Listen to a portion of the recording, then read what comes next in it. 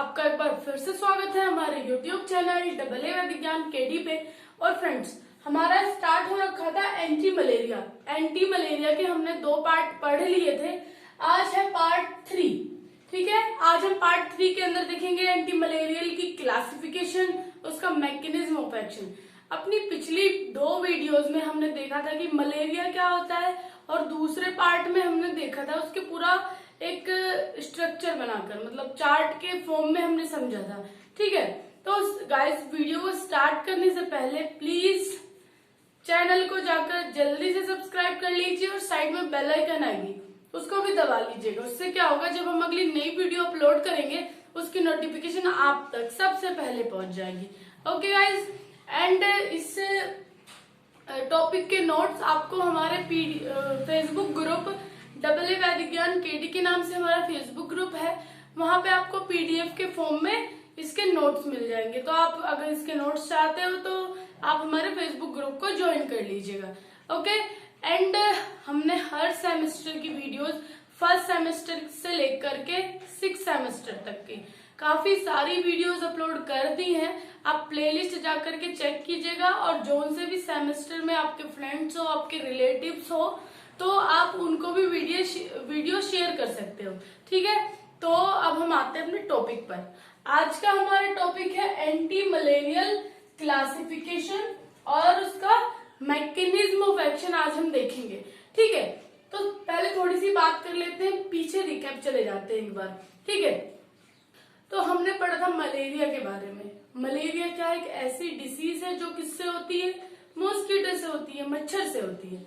ठीक है, वो मच्छर कौन सा होता है? वो होता है एनाफिल्स मॉस्किटो, एनाफिल्स फीमेल्स मॉस्किटो। ठीक है, जो मलेरिया होता है या फिर जो मच्छर से रिलेटेड कोई भी डिसीज होती है वो फीमेल मच्छर से ही होती है। ठीक है, सिर्फ मेल मच्छर रिप्रोडक्शन के लिए काम में आता है।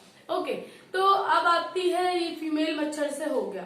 फीमेल मच्छर से होने के बाद हमने दूसरे पार्ट में, पहले पार्ट में भी क्या पढ़ा था? पूरी मलेरिया की सेल साइकिल पढ़ी थी, उसकी cycle, life cycle, sorry cell cycle नहीं, मलेरिया की पूरी लाइफ साइकिल किस तरीके से उसने एंटर किस तरीके से किया, और उन्हें रेप्लिकेट कैसे किया, और उन्हें पूरी जगह स्प्रेड किस तरीके से किया, वो हम लोगों ने पढ़ा था उसके अंदर। तो उन दोनों वीडियोस की लिंक आपको आई बटन, ऊपर आई बटन आता है, उसको दबाइएगा, आपको 5 वीडियोस की लिंक मिलेगी। तो 2 वीडियोस में इसके पार्ट की भी रहेगी, और वो 6 सेमेस्टर से रिलेटेड और भी 3 वीडियोस आपको आई बटन पर मिल जाएंगी। ठीक है, तो वहां से जाकर के देख लीजिएगा। अब आ जाते हैं अपने मेन टॉपिक पे, क्या है? Anti malaria. एंटी मलेरिया में हमें पढ़ना है एंटी मलेरियल ड्रग्स और agents are design to prevent और cure malaria. Such drugs may be use for some और ऑल ऑफ द फॉलोइंग। वही है, जब मलेरिया डिसीज है तो एंटी मलेरियल ड्रग्स क्या करेगी? उस डिसीज को क्योर करने का काम करेगी, उस डिसीज को ठीक करने का काम करेगी। ठीक है, ओके। अब इसमें कुछ ट्रीटमेंट्स यूजेस हैं। Treatment of malaria is individual with suspected और कंफर्म इन्फेक्शन। अब इस पॉइंट में क्या कहा है?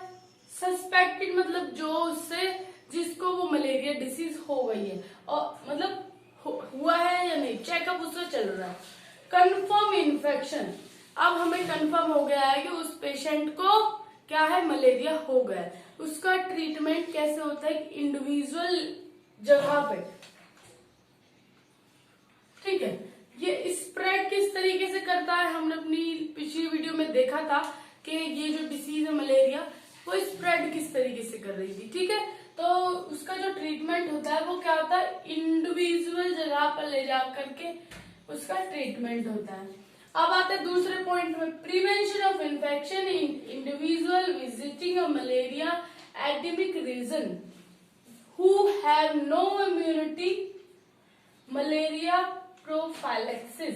प्रिवेंशन ऑफ इन्फेक्शन, इन्फेक्शन को रोकने के लिए in individual visiting a malaria endemic region, ऐसे क्षेत्र में, ऐसी जगह पर लेके जाया जाता है जहाँ पे कोई भी मच्छर वगैरह ना हो, ठीक है। और हु हैव नो इम्यूनिटी, उन जगहों पर क्या होता है, मच्छरों की, जो मलेरिया मच्छर होते हैं वो क्या करते हैं, पहले तो वो इन्फेक्शन कोज कर देंगे, अब वो बॉडी के अंदर रेप्लिकेशन शुरू करवा देते हैं। रेप्लिकेट क्या होता है, गैमेटोसाइट्स रेप्लिकेट होते हैं। अब जब गैमेटोसाइट्स बॉडी के अंदर जो लीवर है वहां पे वो रेप्लिकेट करना शुरू कर देते हैं। रेप्लिकेट होने के बाद क्या होता है, फीमेल मच्छर उन गैमेटोसाइट को पिक कर लेती है। गैमेटोसाइट्स को उन्होंने जैसे ही पिक किया तो वो किसी अदर पर्सन पे जाएगी। जब उसने इन्फेक्टेड पर्सन से गैमेटोसाइट्स ले लिया है, वो फीमेल मच्छर आई, उसने उसको फिर से बाइट किया, किसको, इन्फेक्टेड पर्सन को। अब उसने बाइट तो कर लिया है ऐसे, उसने उस गैमेटोसाइट को पिक भी कर लिया है। पिक करने के बाद वो किसी ऐसे पर्सन पे जाके उसको इन्फेक्ट कर सकती है, क्योंकि उसके पास गैमेटोसाइट है, अब वो दूसरे पर्सन में उसको इंजेक्ट करवा सकती है, ठीक है। तो इसमें इस पॉइंट में बोला है कि ऐसी जगह पर ले जाकर के उस मतलब ट्रीटमेंट को स्टार्ट किया जाता है जहां पे बिल्कुल साफ जगह हो, कोई मच्छर वगैरह कुछ भी ना हो, ठीक है। Routine intermittent treatment of certain group in endemic region, intermittent preventive therapy. अब इसमें क्या होता है, डेली का रूटीन, बिल्कुल जो ड्रग्स जिस टाइम पे देनी होती है वो उस टाइम पे दी जाएगी, मतलब पूरा रूटीन रहना चाहिए कंटिन्यू, ओके। अब आ जाते हैं क्लासिफिकेशन पे। Based on the chemical structure classify, chemical structure के बेसिस पर इन ड्रग्स को क्लासिफाई किया गया है। सबसे पहली ड्रग है सिनकोना एल्केलॉइड्स, ठीक है।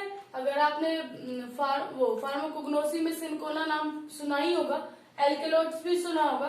तो इस क्लास की ड्रग्स है क्विनीन और सिनकोनिन।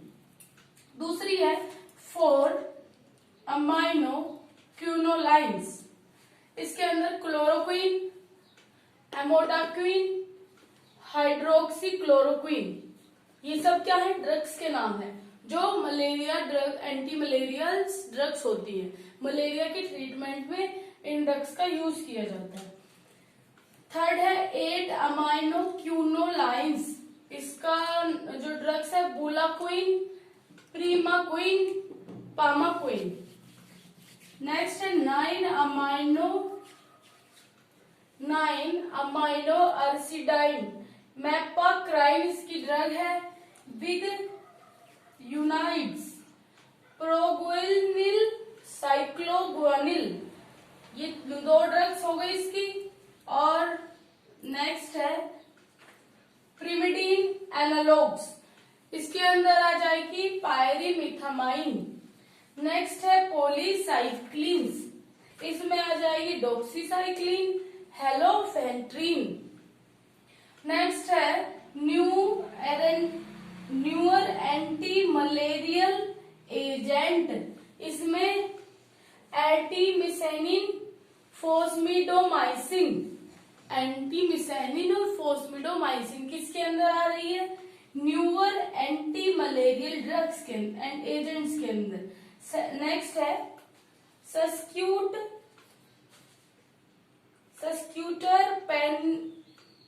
पेनल एक्ट्रंस, इसके अंदर आ जाएगी ईथर और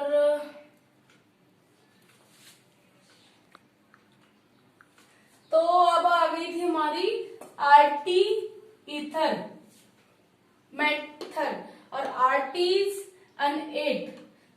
नेक्स्ट है मिसेलिनियस, मेटालोअमाइन, सल्फाडोक्सिन, मैफ्लोक्विन।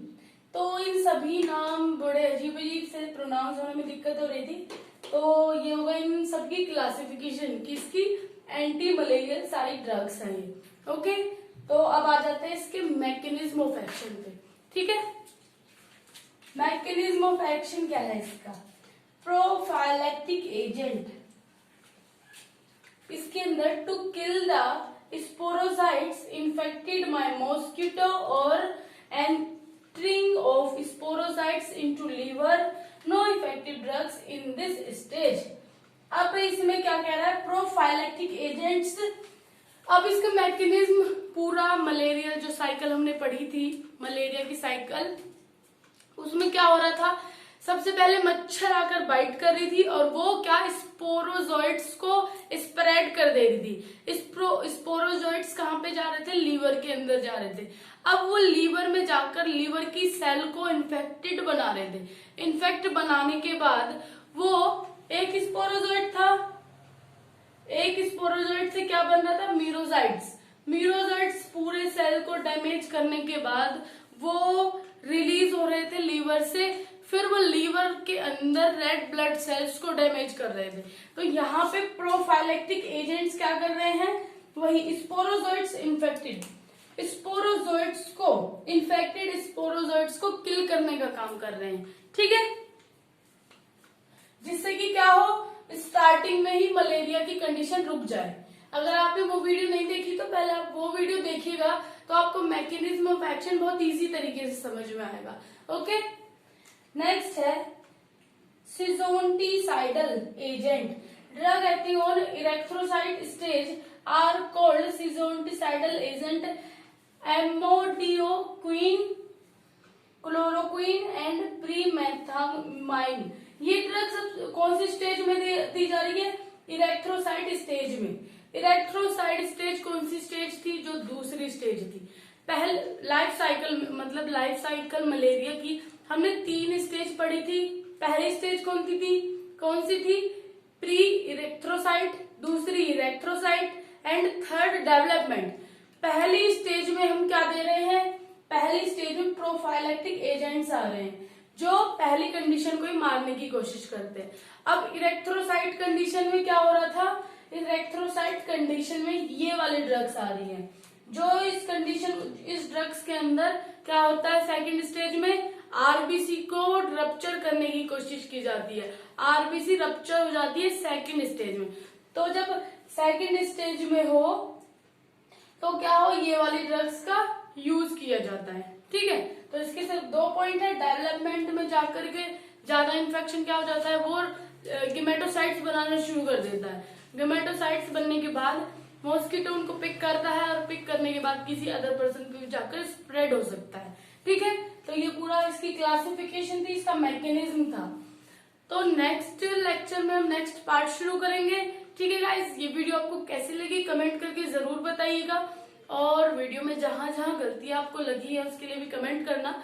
हम अपनी गलतियों को इम्प्रूव जरूर करेंगे।